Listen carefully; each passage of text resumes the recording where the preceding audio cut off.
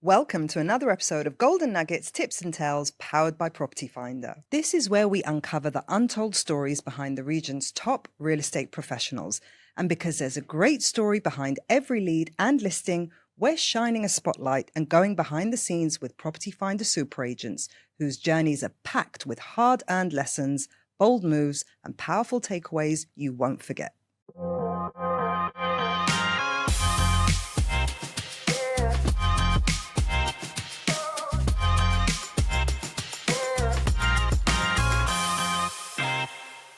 We are back with a Property Finder super agent and real estate veteran, Andrew Cleator, associate partner at Knight Frank, and he's going to take us on a little trip back down memory lane, the good old days, early 2000s, real estate.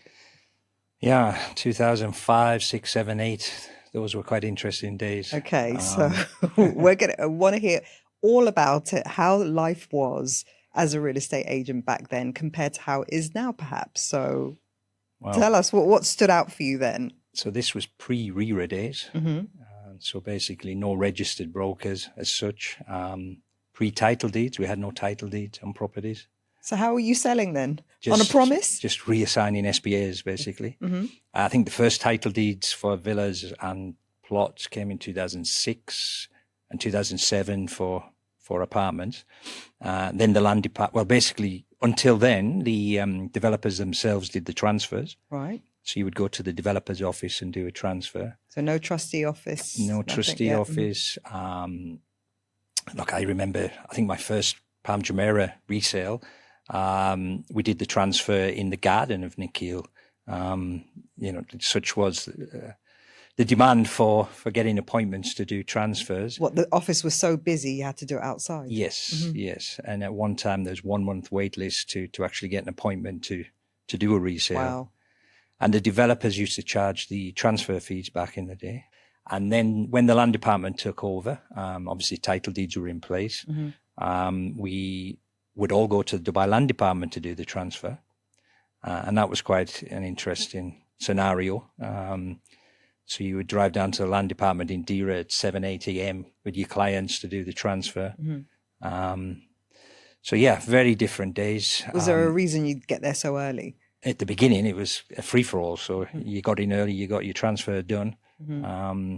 There was no queuing system or ticket system at the time. Like a breakfast club. It was. What was that like? It was interesting, actually. I miss it because, the brokers at the time that were doing deals were all at the land department. Mm-hmm. I would go down once or twice a week because there was a lot of deals happening in those days. And it was the same brokers. And you would obviously see buyers and sellers. So it was a melting pot of who's involved in the market at the time. Must have all been quite protective over your clients. Correct. You had to watch when you went to the bathroom who was talking to your client. Yeah. Can't let them out of your sight. Absolutely. Yeah. And a few other things. Back then the broker was responsible for doing the MOUs. There was no re-reforms. So, used to see some very interesting sales agreements being made by brokers or brokerages. The deposit checks typically, they're always wrote out to the broker or the brokerage, should I say. Wow. And nearly always cashed. And then the brokerage would actually disperse the funds on the transfer, which is absolutely a no-no these days. Yeah. Completely. God, that must have required the ultimate level of trust. Correct. And it was a completely different scenario. And so commissions back in the day, commission splits, was there a lot of splits going on? Yeah, this is be a bitter pill these days, but when I first started, my first brokerage, it was 25% commission to the brokers. Wow. Was that the norm? That was the industry norm, yeah. So everyone complaining about 50-50 here, you don't know how bad it was. 25, that's closer to the UK equivalent, which is like 10%, although you get basic salary in the UK. So they get about 10% commission. Correct. 10% of their commission. So it changed to 50? When did it become the norm, 50-50? I mean, I must say back then, if you did a split deal with a colleague in the same company, we used to split 40%. So it would be 20-20. Okay. To encourage inter-office correct. activity. Fortunately, if you did a split deal outside, you ended up with 12.5%, which did happen once or twice.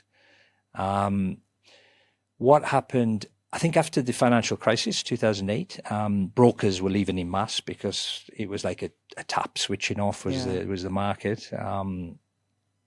So a lot of not just a lot, but a lot of brokers across the board were leaving in mass.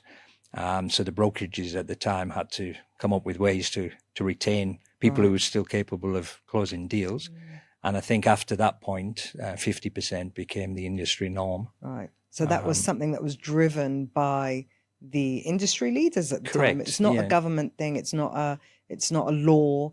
No. What percentage you can, it is like you're working as freelancers effectively under the umbrella of the brokerage, and they could pay whatever percentage they wanted to. And it took something like the global financial crisis to increase that from 25% commission to 50% commission. So you've all got the global financial crisis to thank for that back in 2008. And then it just kind of stuck at 50-50, right? Yeah, correct. And of course, if you're hitting your numbers or so on, you could get up 60, 70% commission. But yeah, back in the day, it was 25%. Right. Imagine. I couldn't imagine.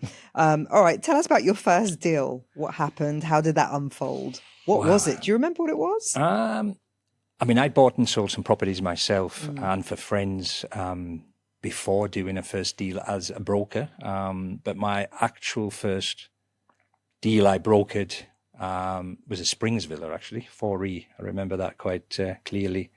Go on. How much was it then? 4E, I think 800,000. Wow, not even a mil. Yeah, what's that these days? 3 to 4 million. I remember that day driving down to Burdubai. I had the buyer was a local chap who was a bank manager, actually, going to meet him to pick up my first deposit check, and bringing it back to the office proud as punch. That was good old days. Oh, and do you think like the good old days were a bit more chaotic and exciting? Or now? How would you compare it to now? The vibe? It was chaotic, so and that brought excitement as well. Every day was completely different. Obviously, today everything's a lot more structured and organized and regulated. Yeah. It's still every day brings a different scenario, but the old days were something to remember. Is there anything that you genuinely miss from the old days that you'd love to bring back in? Probably those meetings in Dubai Land Department. Yeah, the little breakfast club. Breakfast club, driving down there. And those were great, actually.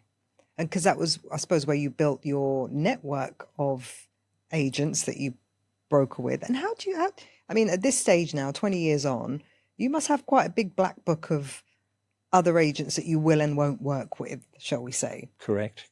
The ones that you will work with, what's that based on? I think, well, obviously trust. I mean, over the years, you know who you're comfortable working with. I mean, luckily, most brokers I reach out to when we do viewings or they ask for viewings, we don't do agent-to-agent forms or Form Is. There's a trust involved, and it's a line basically. You don't cross. You don't call client, the other agents' clients or approach the sellers, etc. And there's new agents coming into the market which fall into that bracket as well. I was out with a guy at the weekend, the first time I met him, but very respectful agent.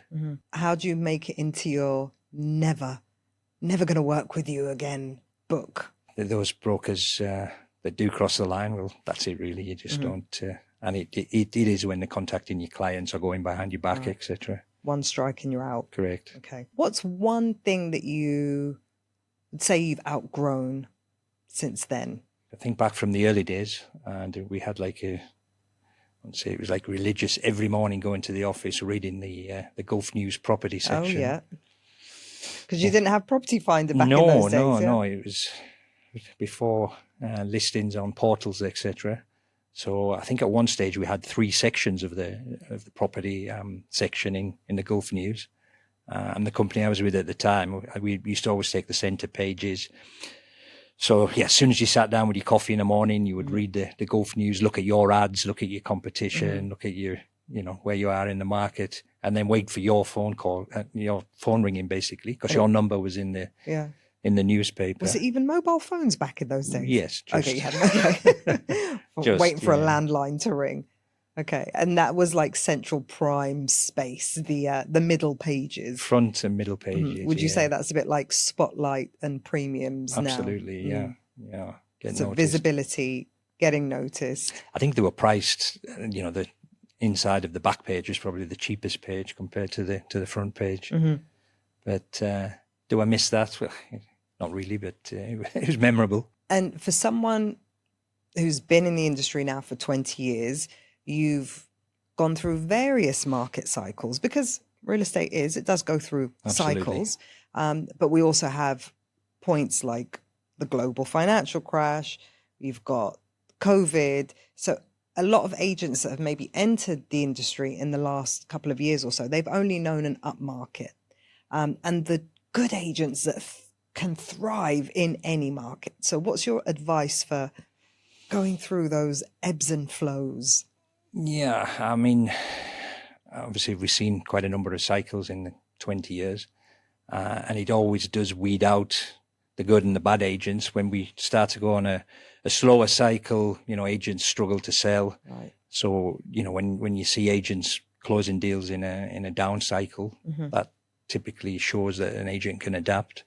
But yeah, to be prepared for the down cycles, what I see, or what I would recommend is, make sure you put some money away, because, in an upcycle, it's all very nice to have nice holidays, nice cars, etc. But I would certainly leave something in the reserve tank, because, 2008-9, when that happened, everyone left en masse, because basically they were running on fumes. Right. So for the agents that are listening that have maybe only been doing it for a couple of years, how do you switch gears when the market turns? Well, traditionally, I've been more of a buyer's broker, held buyers' hands, taking them around. If the market does switch, obviously we have less buyers. Sellers, you kind of need to take more in your priority. Look after sellers, encourage them, but advise them on their exit strategy. If you need to sell, you need to adapt to the current market values, etc. So yeah, I wouldn't say jumping allegiance from buyer to seller, but you do have to look at both angles, really. So use this time wisely while it's a buyer's market. While it's a buyer's market, practice and hone your seller's market skill set. And ultimately, if you've done your job and you have sold many properties, those buyers are sellers, of course. True. So yeah, I've bought and sold many properties over the years for people. So put them into the investment, exited. I think there's one property I've sold 3 times actually. Right. So that's a testament. Yeah, because they didn't choose someone else to sell. They stick with you, and rinse and repeat. Okay. Correct. Hope you enjoyed that little trip down memory lane with Andrew Cleator. I still can't get over the 25% commission. But yeah, make sure you catch the rest of his episodes. And while you're at it, why not binge the whole season?